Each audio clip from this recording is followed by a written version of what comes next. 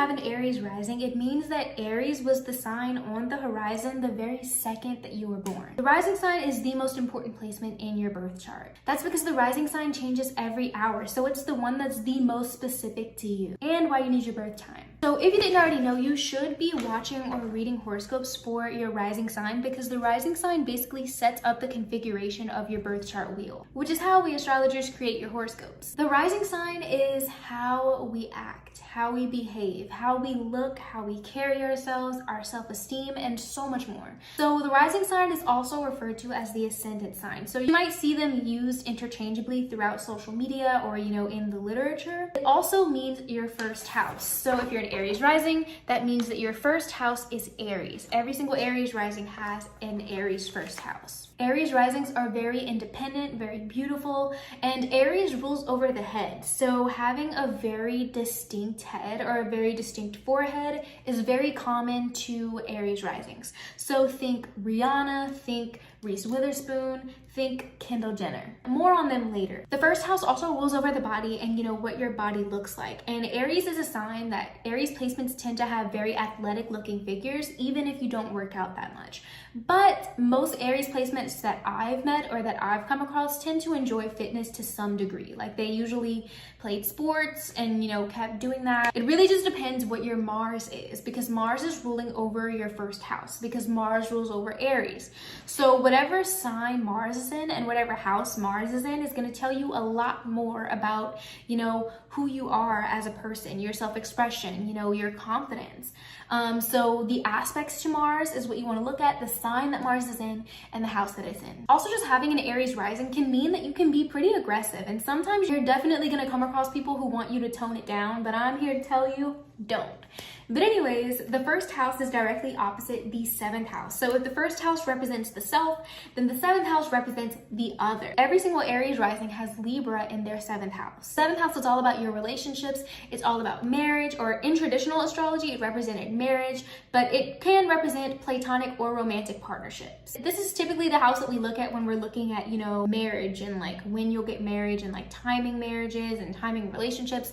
This is the house that we look at. So Aries risings have Libra in the seventh house. So the seventh house is kind of like your type, right? So Libra is a sign that's obviously very beautiful. It's ruled by Venus, very attractive, very good with their words. Not only is the seventh house your type, but it's also how you act in your relationships. So you can act like that person who's kind of like in love with the idea of love, caught up in like the courtship of like love and everything like that. And having your seventh house being ruled by Venus is actually very lucky in my opinion. Actually, Aries risings, I always say Aries risings have like this advantage over all the other rising signs because you have all the signs in the exact houses that they're supposed to be. First house is associated with Aries, second house with Taurus, and so on and so forth. Other signs have different signs in their first house, which has Aries energy in it. You have all the signs in the houses that they belong in. That's why Aries risings are typically very sure about who they are, unless they have a Mars in Pisces, but that really just depends. But anyways, your seventh house is ruled by Venus. So in your relationships, you want to feel comfortable. You want your partner to feel comfortable, and you really just want to have fun. Also, having a Libra seventh house can mean that you just really enjoy going out, like getting cute, going out to parties with your significant other. So next, let's go ahead and talk about your second house. So the second house rules over money. It rules over your self-worth and, the things that you own. It's kind of like your bank account. So Aries risings have Taurus in the second house. Taurus is the sign of money in the house that deals with money. But your second house is ruled by Venus, which wants to be comfortable. So Aries risings might have a tendency to overspend on things that'll make you really comfortable, like blankets, jackets, like anything that's going to be soft and cozy and keep you comfortable or pretty, because Taurus also rules over beauty. Aries risings might have a tendency to overspend on makeup as well. The second house also rules over how you handle your money, and Taurus is very good at making money, but it's also very good at spending it. So finding that balance if you're an Aries rising is going to be really important. Obviously, your Venus placement is going to have a huge influence on this. Because your other Venus ruled house is your seventh house of relationships, you might have a tendency to spend a lot of money on your partners, especially when you're courting them. Directly opposite the second house is the eighth house. Eighth house is all about what you're a little bit uncomfortable with. It's very hidden. So it's kind of like your hidden tendencies. The eighth house also rules over your sexual relationships, or like your soul-bearing sexual relationships. We'll get to the other kind later on. The eighth house rules over spirituality and other people's money. If the second house is like your bank account, the eighth house is like the deposits. The eighth house rules over your partner's money. Having Scorpio in the eighth house might mean that your partners tend to be very secretive about their finances. Aries risings are predisposed to having their significant others try to like control them financially, or just try to control the money situation. Both Mars and Pluto are ruling over your eighth house. Mars ruling over the eighth house can be a little bit troublesome sometimes, because Mars in astrology is typically known as a malefic, which kind of just brings about trouble and aggressions. But yeah, anytime you have transits to your eighth house, check and see like what is your bank account doing. Like Mars is also your chart ruler, so an Aries rising who has like a Cancer Mars is going to be very different than an Aries rising who has a Mars in Sagittarius. You know, that's two different energies. So you definitely want to make sure you look at your Mars and like the aspects that it's making to other planets. Also, you might also be a little bit secretive about the money that you get from others. For example, like if you're a waitress, that would also count as like an eighth house thing, because you're getting tips from other people, you know, other people's money coming to you. That's the eighth house. Next is the third house. The third house is all about communication. It's all about short-term travels. It's all about contracts, also siblings and neighbors. Aries risings have a Gemini in the third house. And of course, Gemini is at home in this house. So the way that you communicate is very adaptable. You like the way that you talk to people, like you know how to talk to people, because you can see someone and the way that they, you know, think, and immediately adapt what you're saying in a way that they can understand that. That's what the Gemini energy is about. Gemini is a mutable air sign. Air signs represent communication, and mutable means adaptation. Also, having a third house ruled by Mercury in general just means that Aries risings are typically very smart, typically very knowledgeable about what they're talking about. I feel like Aries risings are very good at like explaining how they think, and you know, reflecting that into others. So directly opposite of the third house is the ninth house. So what's interesting about Aries rising's ninth house is that they have Pluto here. Pluto was in Sagittarius between 1995 to 2008, and Chiron was also here, and for a while they were conjunct to each other. So I'm gonna get to that in a bit, but you know, just about every Aries rising who is Gen Z most likely has their Pluto in Sagittarius in their ninth house. So Pluto is the planet of control, influence, paranoia, and transformation. Chiron is an asteroid that deals with wounds and healing. So like the same thing that can wound you is also the same thing that can heal you. With Gen Z, Aries risings having Pluto in the ninth house can kind of mean, you know, the ninth house is all about travel. The ninth house is also all about your inner beliefs. Like, what do you truly feel? Some people even refer to this as the house of God.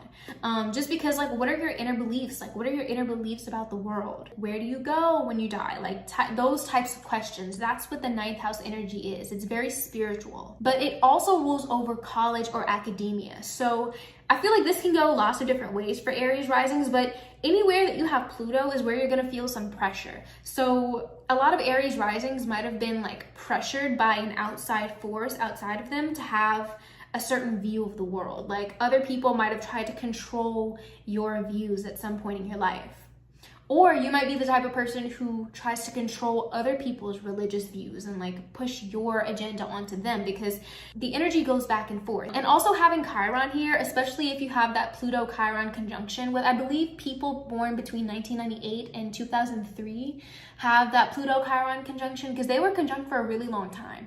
So Chiron is also, you know, something that really hurts, but it's also something that can heal you. A lot of Aries risings might have really had like really hurtful college experiences. College falls underneath that ninth house rulership. Developing your own beliefs outside of what's been shoved down your throat your whole life is going to be really important for you. Anyways, Pluto is also power. You have to think about it. So anywhere that Pluto is, like, yes, you're going to feel a lot of pressure there, but you can also gain quite a bit of power in the area of life that Pluto is in. So for example, for you, you might gain a lot of power, you know, in academia or in the universities or through traveling. You might end up like moving somewhere and gaining a lot of power, you know, whether it be in government or, you know, religion or whatever it is that you're doing. That's another, you know, chance right there. So now let's go ahead and talk about the fourth house, aka your childhood. So the fourth house represents your home, your family dynamic. The childhood that you grew up in, and even the private life that you still have today. So Aries risings have a Cancer 4th house. So Cancer is actually the sign of home and family. The energy in your 4th house is largely dependent on whatever your moon sign is. So an Aries rising who has a Pisces moon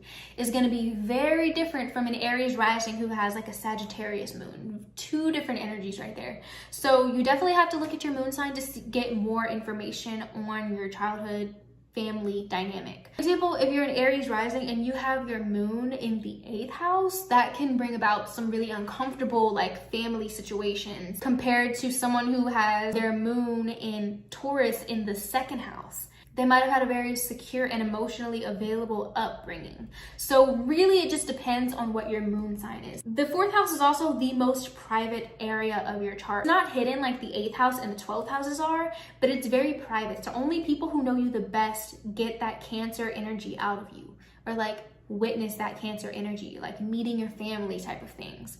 So directly opposite of the 4th house is the 10th house. So the 10th house is at the very tippy top of your chart. It is literally seen by everybody. It's your first impression. It is that version of you that you like piece together and show to the public. It's your social media reputation. It's just what people see of you and just the parts of yourself that you're willing to show to the world. So Aries risings have Capricorn in the 10th house. So Capricorn is a very boss energy sign. It is very known for working hard until they achieve their success, just working and working and working for success. Your 10th house is ruled by Saturn. So Saturn is the planet of time and it's also a malefic, which can mean that it brings trouble. But the thing about Saturn is that it slowly builds up over time. So having a 10th house ruled by Saturn means that Aries risings tend to have very long lasting careers that they seek out, that they know will bring them a lot of success. Saturn will be dishing you out really hard lessons, very necessary lessons, but lessons don't always feel so good in the moment. Having a Saturn ruled 10th house is kind of like being in your reputation era, like forever. Like you're kind of always gonna have to deal with like people seeing you as someone who can be really abrasive to other people. It also means that people see you as someone who's very successful, who's very dedicated. So it can really go either way. If I were you guys, I would definitely be careful with the things that you say on social media, the things that you tell other people, particularly that you tell to Pisces, but I'll get to that later. The thing about Saturn is that it might take a while to build up that success, but it's lifelong success. Like you're gonna have that shit forever, or at least just a really long time. Now let's get into the 5th house. So the 5th house is one of the houses that represent sex. So remember how I mentioned how the 8th house is like that soul-bearing sex, like connecting on like a soul level to a partner. Well, the 5th house is more like light-hearted type of sex. It's more of like your romantic flings, but the 5th house also represents children. So anytime there's like a transit to your 5th house, there's a chance that you might be more inclined to get pregnant or get someone else pregnant. Anytime the sun, moon, Venus, Mars, especially Mars and especially the moon, anytime any of that is transiting your 5th house, that is the time you want to use protection, my friend. The house that you have Leo in is the area of life that you shine the most. So your 5th house is ruled by your sun. So whatever your sun sign is in the house that it's in is going to tell you a lot more about the type of creative projects that you have, the type of children that you're going to have. It also does represent the relationship that you have to your own children. You might kind of view your children as trophies a little bit. You might really love to like dress them up, you know, show off your children. Leo energy is very proud. It's very loud and proud and emotional, and definitely not as emotional as, you know, the stereotypical zodiac sign stuff gives them credit for. The 5th house is directly opposite of the 11th house. So the 11th house rules over long-term friends, it rules over communities that you belong to, and the way that you network yourself. So having Aquarius in the 11th house just means that Aries risings tend to make really good friends with people who are Aquarius or have Aquarius placements. Now, what I mean by communities, like for example, if you belong to the spiritual community, if you belong to like a religious community, if you belong to the One Direction fandom, that's all gonna be like people who think very similarly to you in like a huge group, or even if you have like a friend group, that's gonna be what's ruled by your 11th house. Just the type of communication that goes on whenever you're trying to network. You know, you're introducing yourself, you're showing the world your best traits, your wishes and dreams. That's also something that the 11th house rules over. So you know, wishes and dreams of Aries risings might have to do with like embracing your own creativity, you know, being an individual, standing apart from all other people. If you are a Gen Z member, you probably have Uranus and Neptune in your 11th house. Now, Uranus brings about innovation, so you might be very innovative in the way that you network yourself and, you know, innovative within your communities that you belong to, but also Neptune is here. And Neptune, wherever it is, it's always going to cloud things up and make things confusing, but it's also very creative. So you might be very creative in the groups. You might be some sort of leader within, you know, the communities that you belong to, or the friend group. Like, you might always be like the low-key like glue that keeps the friend group together type of situation. Neptune also rules over addiction. Aries risings might have a tendency to be addicted to like going out to like the parties to network themselves, you know, fully immersing themselves, you know, into the communities that they belong to. Neptune also rules over lies that people tell you. Long-term friends and the communities that you belong to might have a tendency to kind of like glaze over some of the details sometimes. So you definitely want to pay attention to what people are really saying to you. So now let's go into your 6th house. So the 6th house is all about work. It's all about work, your daily routine, the places that you go every day, even your pets, just like things that are within your daily routine. But they also rule over your bad habits. So Aries risings have Virgo in the 6th house. So that basically means that you guys are very particular about how you like to spend your time. Virgo is a sign that loves to make things more perfect. Aries risings might have a tendency to tweak, you know, their daily routine all the time because you're trying to get the most productivity out of your day. It's ruled by Mercury, which is, you know, a very smart intellectual planet. So Aries risings might think very logically about how they spend their time, regardless of how much fun they have with that Leo 5th house. I have a feeling that a lot of Aries risings do have to like communicate for, you know, their job or their work, because your other Mercury ruled house is in your Gemini 3rd house of communication and short-term travel. So a lot of Aries risings might even have jobs that they have to like drive like 20, 30, 40 minutes to, you know, like a short distance. Directly opposing the 6th house is the 12th house. So the 12th house is a crazy place. It's a very hidden place. So like whenever things change in your 12th house, you might not even realize it until months later down the line, because it's all about your subconscious and your mental health and isolation, but also your hidden enemies. So having Pisces in the 12th house just kind of means that Aries risings have a tendency to kind of get lost in the sauce of like escaping reality. And it's ruled by Neptune, which Neptune does rule over addiction. It does rule over creativity. So depending on the state of your subconscious, you can either be very creative or very self-destructive. I would definitely warn Aries risings against, you know, getting into a habit of using a drug, like drinking alcohol or something. Honestly, you can get addicted to anything, but I would highly recommend that Aries risings be mindful of that. But your 12th house is also ruled by Jupiter. Jupiter is the planet of good luck. It brings good things. So Aries risings probably have a less intense 12th house than other signs tend to have. Some people, when they have their 12th house being activated, 12th house ruling over isolation, some people go to jail when they have their 12th house activated. I'm not going to say that's for everyone, but obviously that's just certain charts that I've looked at. I'm not here to scare you. I'm just saying what I've seen in some people's charts. But I mean, if I were y'all during Pisces season, during Pisces moon, Pisces Venus, Pisces transits, if I were y'all, I would follow the law. Just saying. But anyway, yeah, the 12th house also rules over your hidden enemies. So I'm not going to tell you not to talk to Pisces placements ever, because that's not how it is. Because people who have placements in your 12th house, they're going to be able to see you more deeply. Like, they're going to see your subconscious, and they might even see things about your subconscious that you don't even know about yourself. These are people who might also be very secretly vindictive towards you, secretly jealous, secretly hateful. You know, they might hold a grudge and like not tell you about it type of thing. So, you know, you definitely want to make sure that you're communicating honestly with all the Pisces placements in your life. So just making sure that you're a little bit extra protected around people who have Pisces placements. This is not to say that Pisces placements are going to be complete horrible people to y'all, but astrology is not all rainbows and sunshine. Like, these are real things, like real things that you should be applying to your life, in my opinion. You don't have to take my advice, but I'm just saying. But anyways, that has been your Aries rising through the houses. If you'd like to get a personal reading, you can book one on my website, destinyjanae.com, which is linked in the down below. And otherwise, make sure you like, comment, and subscribe, and I'll see y'all next time.